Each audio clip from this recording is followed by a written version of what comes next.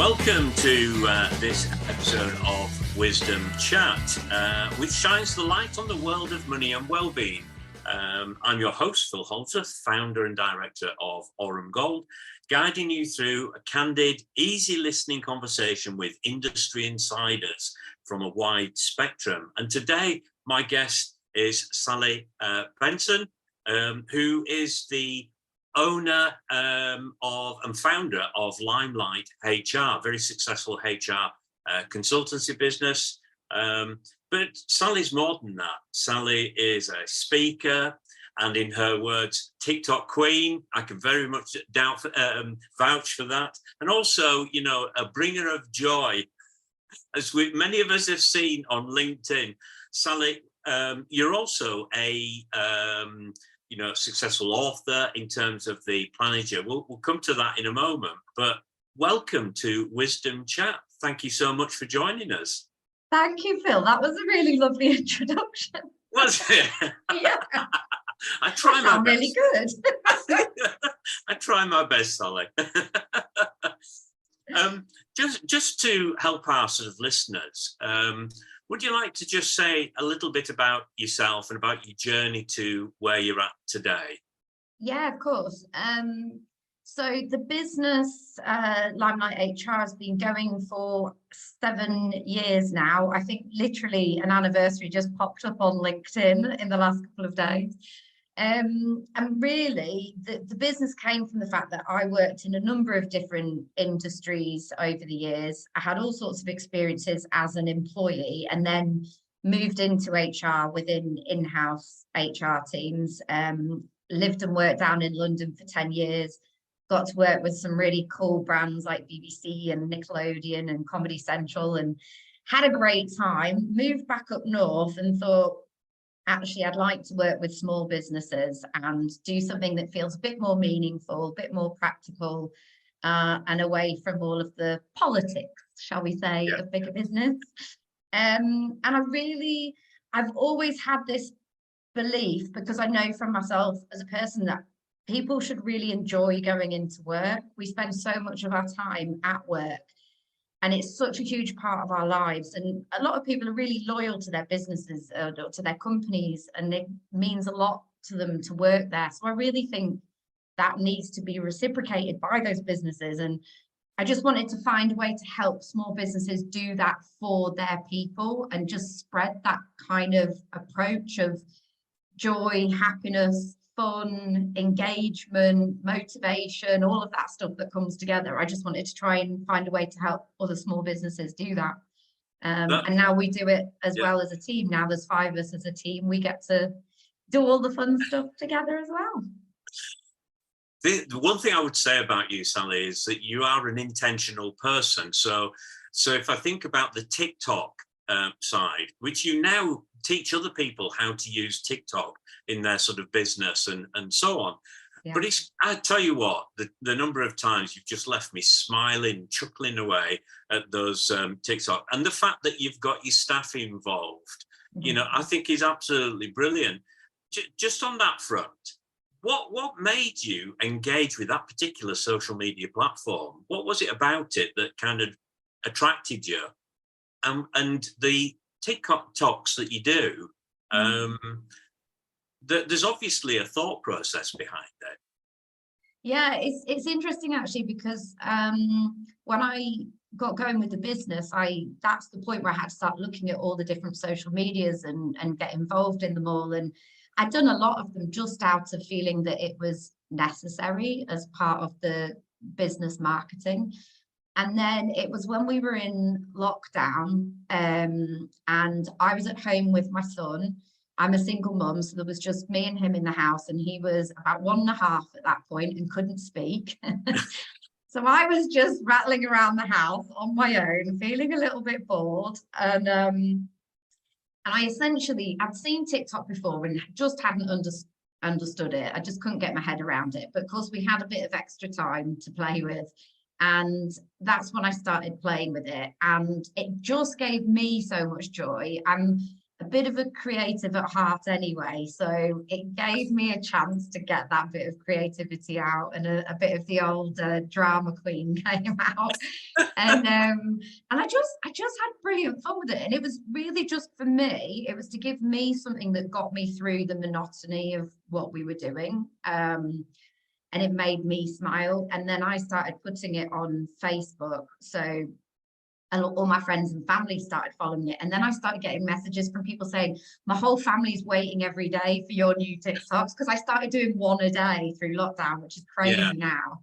And people were really looking out for them. And then I was obviously on LinkedIn for the business side of things, and I'd always really found it difficult to get across that I was fun at the same time as feeling that I needed people to believe they could trust me, that I was good at what I did as well, and take me seriously as an HR person.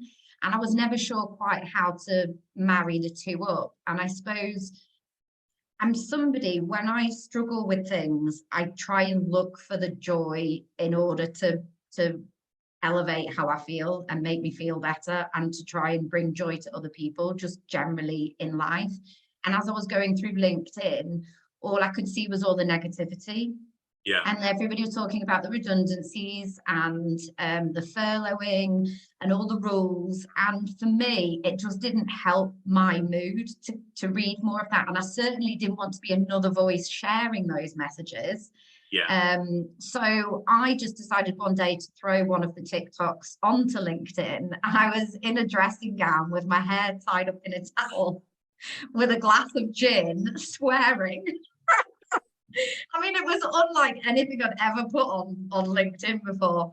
And I just threw it out there, and just the response. And I just finally went, this is me.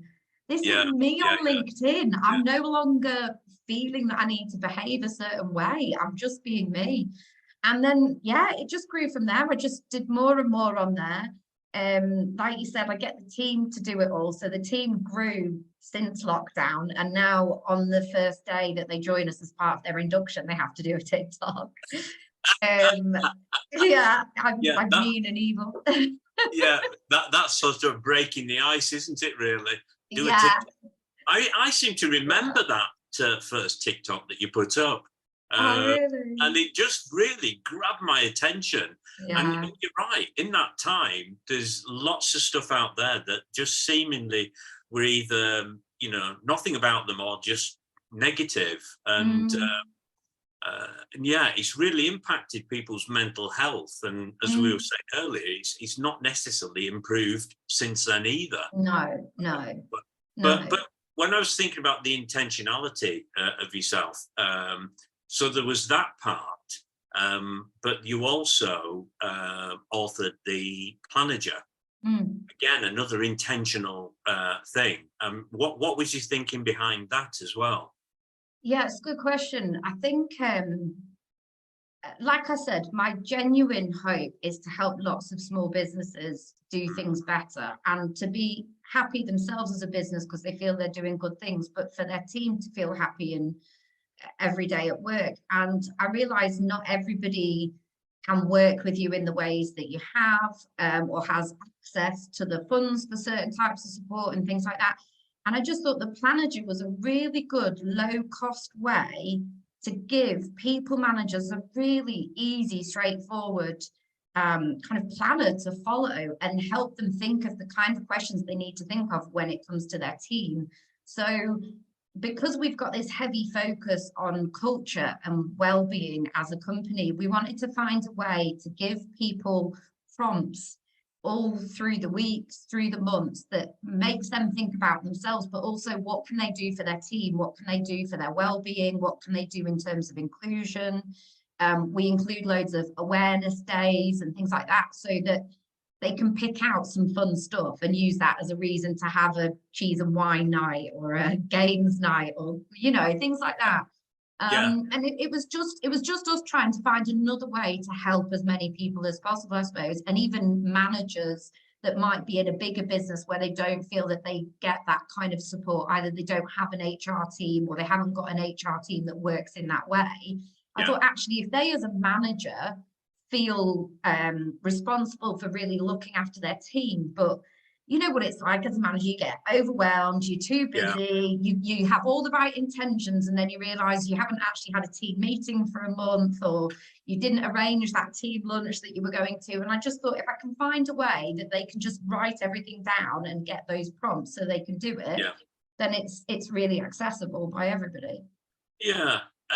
It really struck me about the fact that it's so easy, isn't it, when you get tied up with things, when you get so engrossed in what you're doing, to miss time just passing by.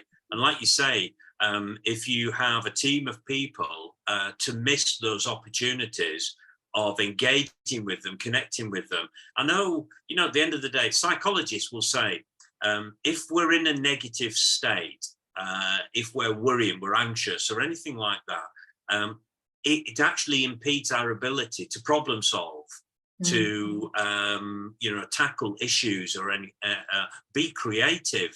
And so when that's the case, it means that potentially individuals are not able to be as engaged, as productive as they could be.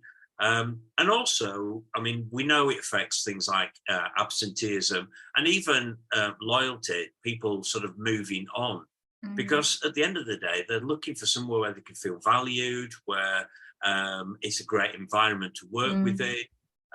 They feel connected and part of something larger than themselves. And when I watch your TikToks and see how your staff are responding, and even outside of that, any of the posts that you put up, to me, there's a clear recognition that here is a really cohesive team that's gelled together, that know what they're about. They've got a purpose, and they're enjoying it at the same time and making a difference.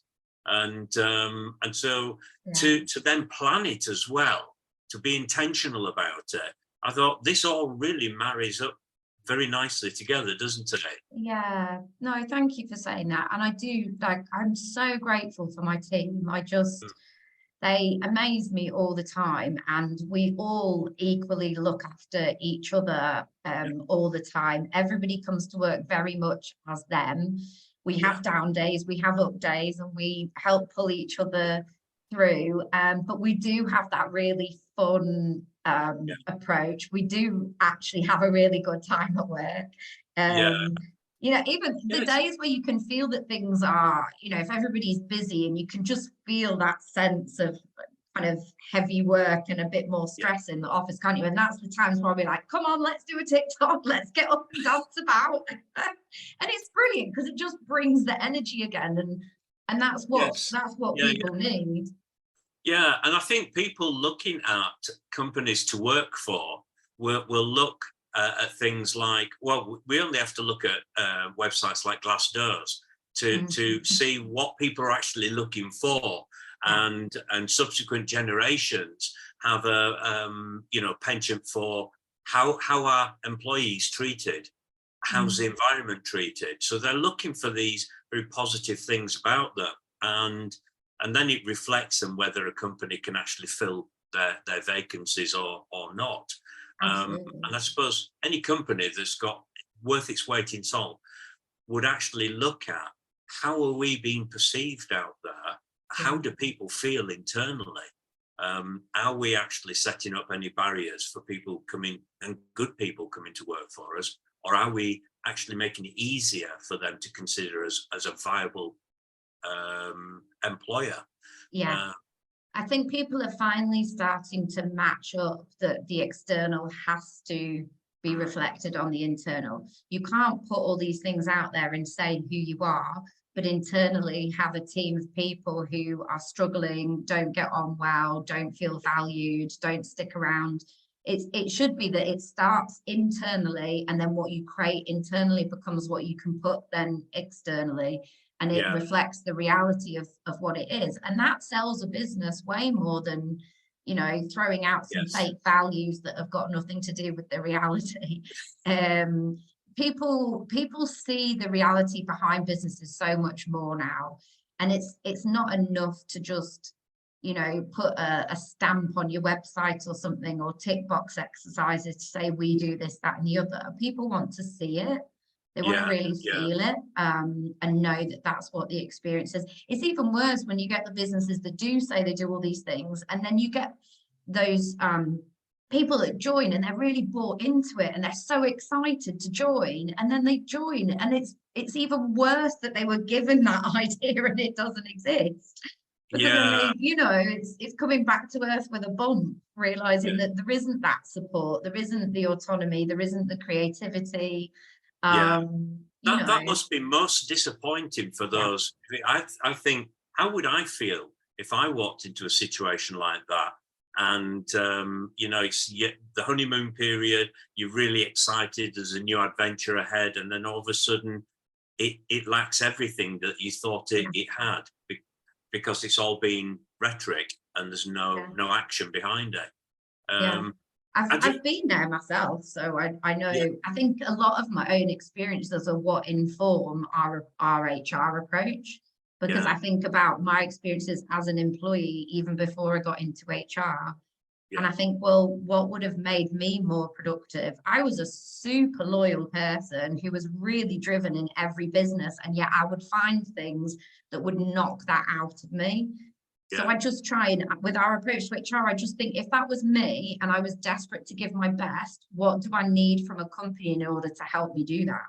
Yeah, that's a good way of looking at it. I think there's probably a lot of people, and many of our listeners, who might actually be able to say, yeah, that's been my experience in terms of, you know, being disappointed in some respects.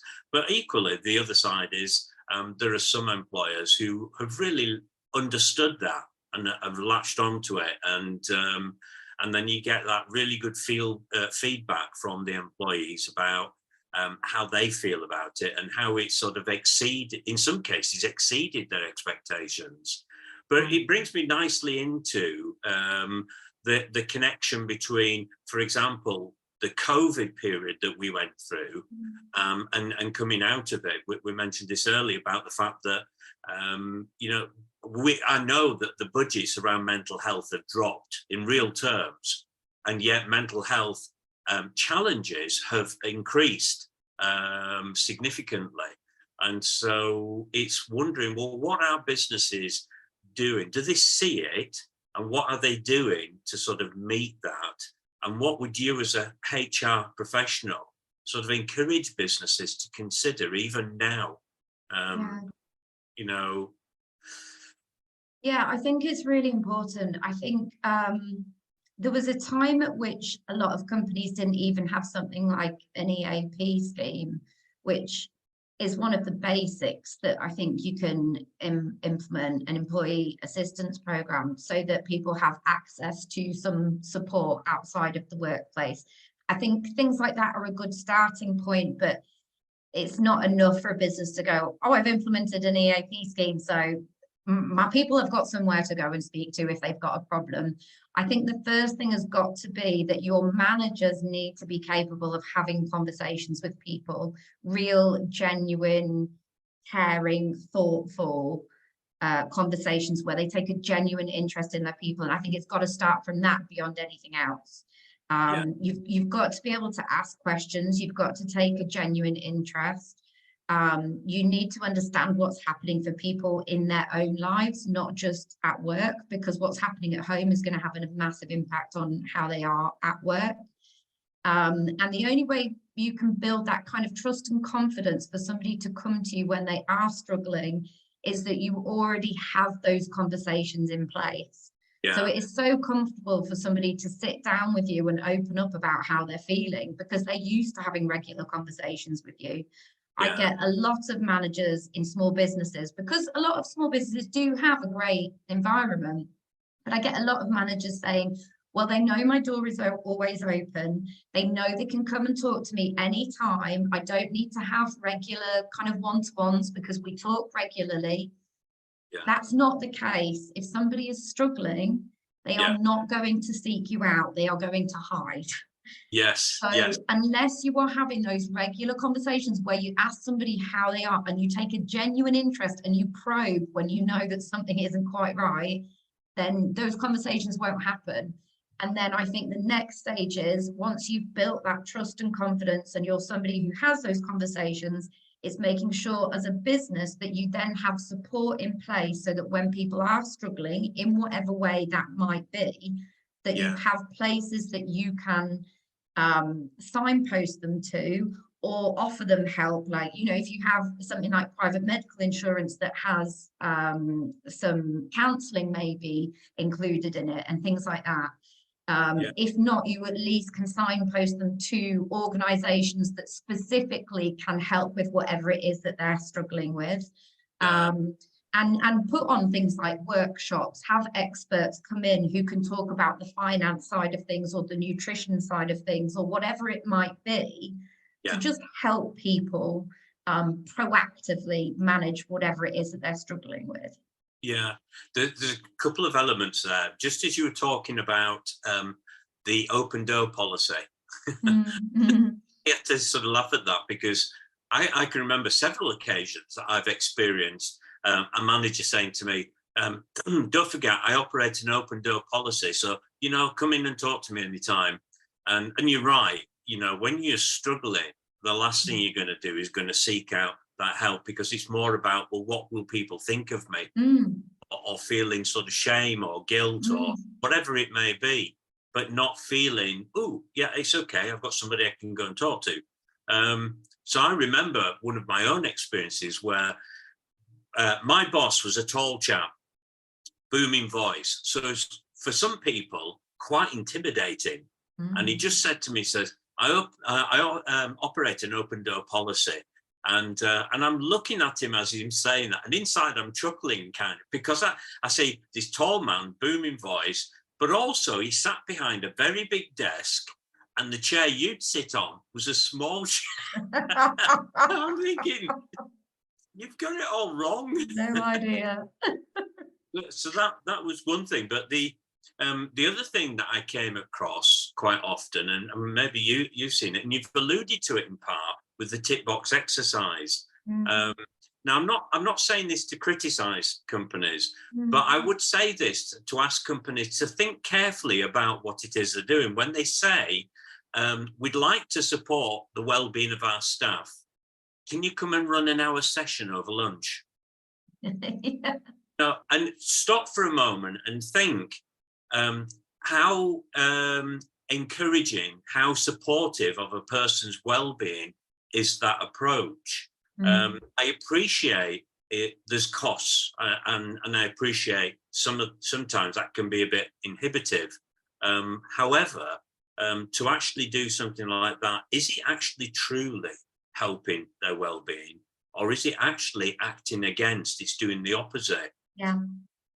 Yeah, because we have a weekly yoga class as a team, because one of my team members is a trained yoga instructor. We're a very lucky team. And so she runs a weekly yoga session for us, and we're in a shared office. So actually we open it up to other businesses in the building as well. But that's I've seen businesses introduce things like that before, and they do it over people's lunch breaks.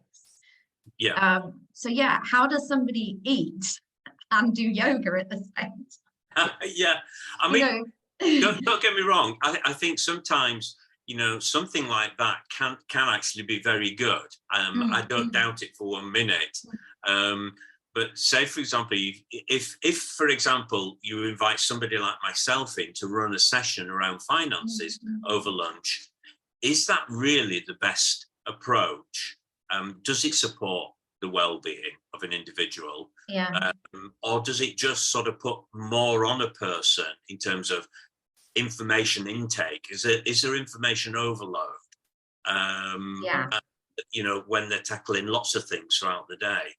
That's my thought. But I think there's so many things that people can struggle with individually.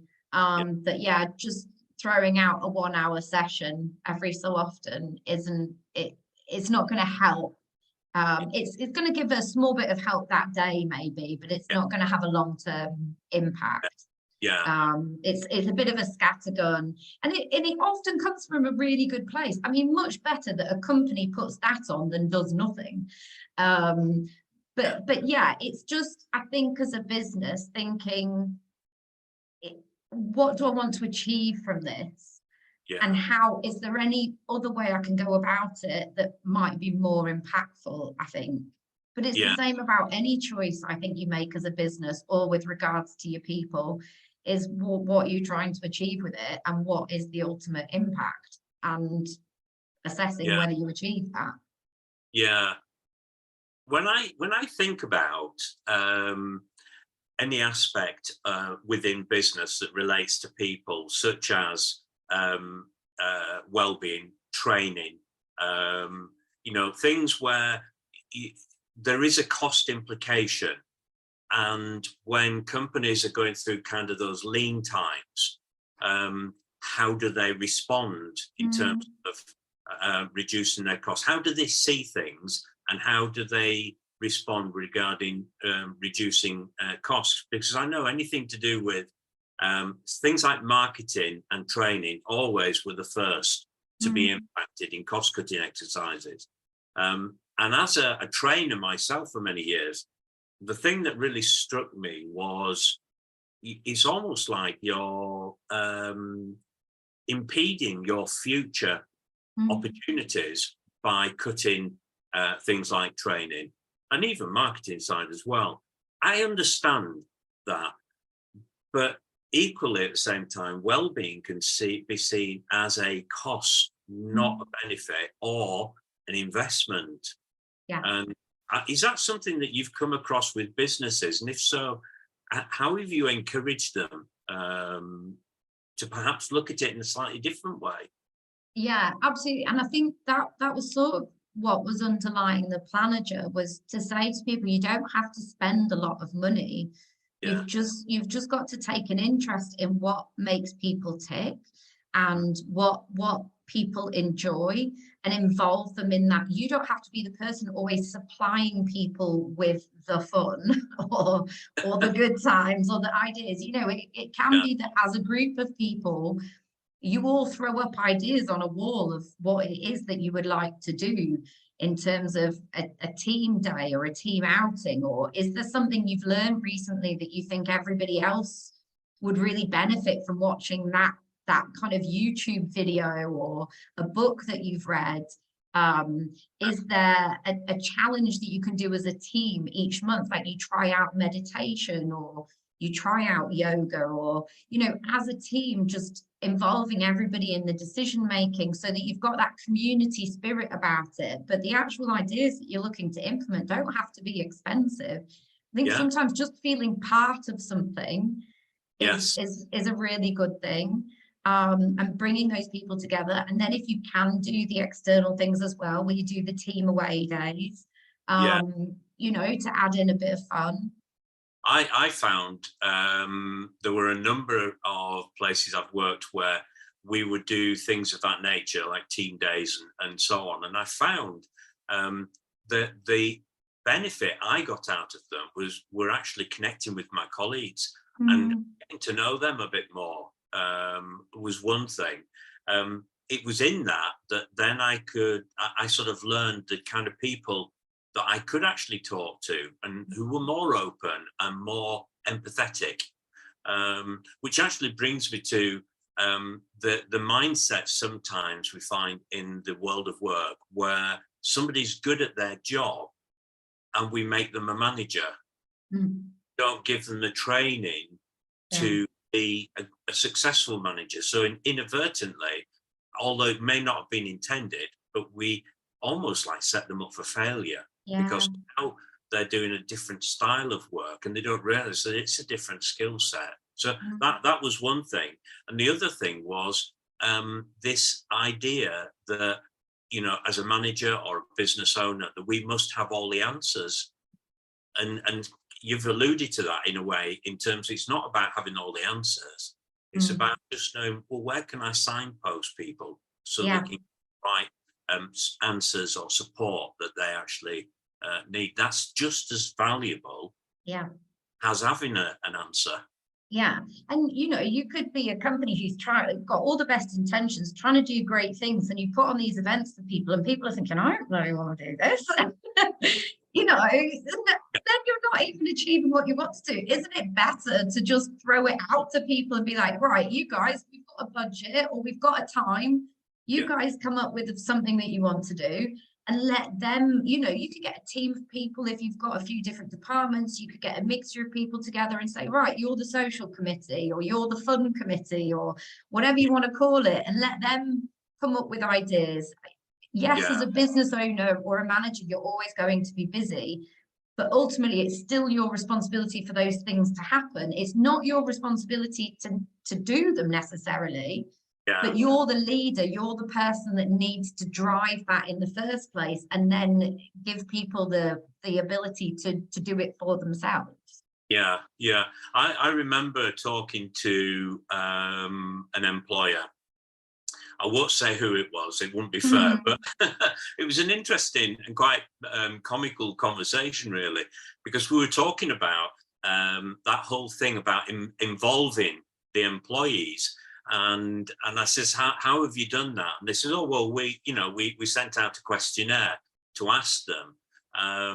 And one of the comments made was nobody said anything about the needing financial well-being, they needed any financial support or anything like that. And as they said that, their colleague who was on the same call at the time just says, but we never asked them about that. And it went very silent. And you're thinking, if you don't ask people, you know, people are not necessarily, as you were saying earlier, not necessarily going to volunteer that information or for help. But by actually thinking about it and thinking and asking them the question, what do you think? What do you feel would be helpful or beneficial for you at this time? Then it's amazing what you would glean from it. But as you say, it's not about the fact that then you've got to do it or you've got to have all the ideas, but to learn of where you can get that information or that support is as equally valuable as if you were delivering something. Yeah, absolutely. So, I just think you know, when I think about the most important asset in any business, it's the people. The question is, how are we treating those people? And are we building, we talk about business resilience, but we've got to also consider the resilience of our people and what into them so that they, you know, continue on the journey with us and make that business what it is. And it's like you said, the managers are a huge part of that. And if you're just putting people into management positions, but you're not helping them to be the best manager that they can be or lead their teams, you know, it's a bit of, some people do have natural management ability. Some people do have that. Most people don't. A lot of people learn from either bad experiences or good experiences they've had in the past. A lot of people just copy the type of manager they've had before. And if that's not a good one, it's not ideal. So, you know, looking after the managers as a group in themselves is really important, and giving them that kind of skill and support. Because if you think about it, it can feel like a very lonely place as well in that management position. You're suddenly got to take responsibility for a group of people, and you're trying to support them and get your job done at the same time. That's a huge amount of pressure. And if you're not supported in how to do that, that can be a really challenging place to be in itself. And I can imagine it can be quite sort of stressful for an individual who feels the weight of responsibility on their own shoulders, but don't necessarily feel as equipped to be that successful manager or leader. So it's the old adage of you know, that when you're on the plane, if something happens, you've got to put your own gas mask on first. And it's the same for managers. if they're not able to look after themselves, and if their well-being isn't taken care of, it's going to be really difficult for them to then do that for other people. Yes. So it's really important to keep an eye on them and how they're managing. Yeah. Sally, this has been absolutely brilliant, and I'm just aware that sort of time's passing us by, but I don't want to miss. Yeah, I mean, this is great because it's very important for for the success of any business, that we really do understand what are the important elements that make our business successful and resilient moving forward. And people definitely are number one, I think, in there. But taking this opportunity, what would you like to say to our listeners that you feel is really important or valuable right now, or just a tip, something that you just want to be able to give them they can take away from this? Oh gosh, that's a good question. I'll put you on the spot now. Put me on the spot. There's so much I could say. I think for me is just take a genuine interest in people, and that counts for in work and in life. Genuinely ask people questions and be interested in what they've got to say. It's the best way that you're going to learn about them, but also it's the best way to make people feel good, is to make them feel heard and listened to, and that they've got somebody that they can talk to. So yeah, I would say that, and obviously try and bring joy to as many people as you can. Oh yes, yeah. And on that note, I would say you need to learn TikTok. Yes, that too. Yeah, Sally, it's been wonderful talking to you. Genuinely, it has been wonderful talking to you. I knew it would be a good conversation, and for any of our listeners. If you have any issues or any concerns or any questions around anything to do with HR or even well-being, I can strongly recommend Limelight HR and Sally Bendtson to you. So please don't hesitate to get in touch. As usual, you can get in touch with me, Phil Holdsworth, at orumgold, ltd.co.uk. Sally, how would you like your listeners to get hold of yourself? Any which way you like. So we're obviously on TikTok. We're on most social medias as Limelight HR. I'm on LinkedIn as Sally Bendtson, and the website is limelight.hr.co.uk. Brilliant. Sally, it's been wonderful talking to you. Thank you so much for joining us today. I've loved it, Phil. Thank you. It's a pleasure.